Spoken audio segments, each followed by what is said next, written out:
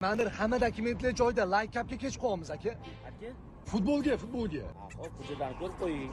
Hujjatlar joyida bo'lsa qo'yaveraman. Tanimadingizmi aka? Abdurahmon tekshiruv.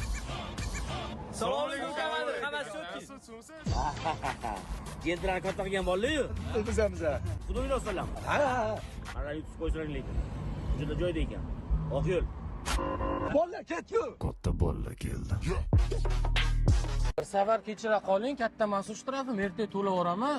Yo'q, men sizni tushunib turibman, mashina qidiruvga berilgan. Hozir buni jarima maydoniga qo'yishga majbur bo'lamiz. Muddat o'tib ketib qolgan qarzdorlik. Meni ham to'g'ri tushuning. Katta muammo emas-ku. Assalomu alaykum. Komandir yaxshimisiz? Sog'lik yaxshimi? Huzur aralashishga majbur bo'lyapman. Nima muammo aka? Siz kim bo'lasiz? O'rtoq edim. Ha, o'rtog'imisiz?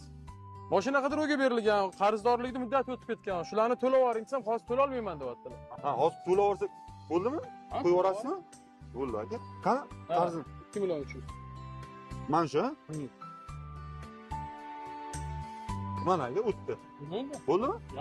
Xo'p, salomat bo'ling.